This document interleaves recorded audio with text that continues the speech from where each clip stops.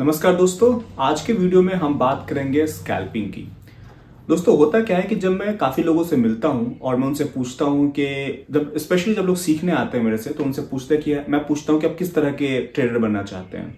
आप intraday trader बनना चाहते हैं, स्विंग ट्रेडर बनना चाहते हैं, या ट्रेडिंग की कोई दूसरा मेथड वो यूज करना चाहते हैं।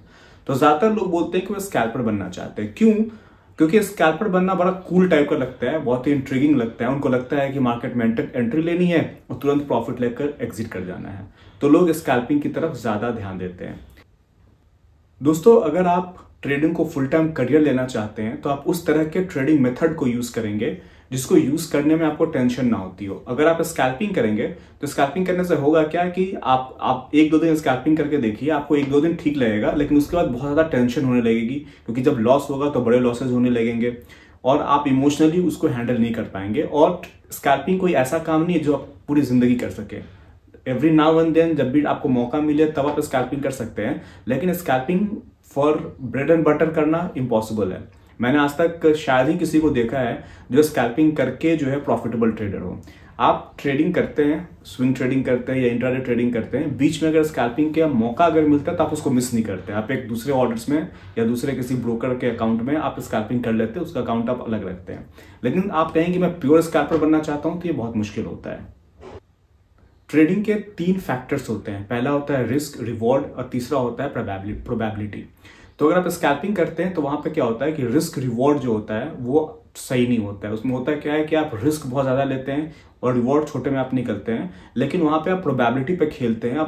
आप उस तरफ का ट्रेड लेते हैं। अगर कोई एक बड़ा बुल कैंडल बना है तो संभावना इस बात की बहुत हाई होती है कि मार्केट अभी और ऊपर जाएगी, तो आप बाई साइड का ट्रेड लेते हैं। स्कैल्पिंग के नजरिए से सोचते हैं कि अगर ऊपर जाएगी मार्केट, क्योंकि ऊपर जा रही है, ऊपर जाते जाएगी, तो मैं जल्दी से प्रॉफिट लेके निकल जाऊंगा, तो उसको आप स्कैल्पिंग कहते हैं। लेकिन अगर आप एक फुल टाइम ट्रेडर आपको बनना है तो आप इस मेथड को आप यूज नहीं करेंगे। आप कहेंगे कि नहीं, मुझे स्विंग ट्रेडिंग करनी है, कम से कम इंट्राडे ट्रेडिंग करनी है, ताकि एक ट्रेड आपका 2-3 घंटे चले। जब भी आपको एक अच्छा सेटअप मिले, आप ट्रेड में एंटर कर रहे हैं, प्रॉपर स्टॉप लॉस लगा रहे हैं, टेक प्रॉफिट का टारगेट लगा रहे हैं, टेक प्रॉफिट टारगेट के हिट होने का इंतजार कर रहे हैं, बीच में अगर कोई अनएक्सपेक्टेड मूवमेंट नहीं हुई तो आप उस पोजीशन को होल्ड कर रहे हैं, तब जो है आप एक प्रॉफिटेबल ट्रेडर बन सकते हैं।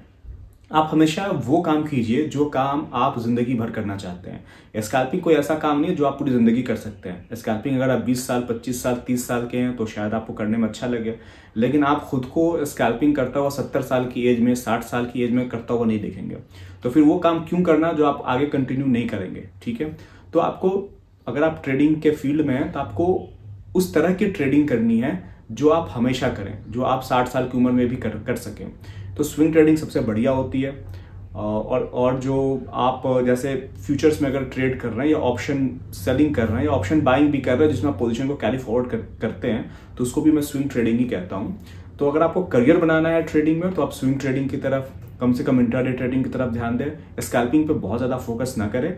इसका मतलब ये बिल्कुल भी मैं नहीं कह रहा हूं कि स्कैल्पिंग की अपॉर्चुनिटी को मिस करें, लेकिन जब आप मार्केट में ट्रेड कर रहे हो तो बीच में स्कैल्पिंग दिखे तभी स्कैल्पिंग ले। सुबह सुबह ये सोच के सिस्टम पे ना बैठे कि मुझे आज स्कैल्पिंग ही करनी है सिर्फ। तो उम्मीद है आपको मेरा पॉइंट समझ में आया होगा और पॉइंट पसंद आया होगा। अगर आपको ये वीडियो पसंद आया हो तो वीडियो को लाइक, शेयर और सब्सक्राइब कीजिए। मिलते हैं अगले वीडियो में।